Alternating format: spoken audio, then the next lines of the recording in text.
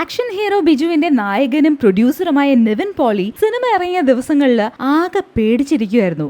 അതിന് പിന്നിലെ ഷോക്കിംഗ് കാരണങ്ങൾ ഈ അടുത്താണ് നിവിൻ റിവീൽ ചെയ്തത്. ആക്ഷൻ ഹീറോ ബിജു എന്ന സിനിമ സോഷ്യൽ മീഡിയാസിലൊക്കെ വളരെ മൃഗീയമായിട്ട് അറ്റാക്ക് ചെയ്തപ്പെട്ട ഒരു സിനിമയാണ് എന്നാണ് നിവിൻ പറയുന്നത്.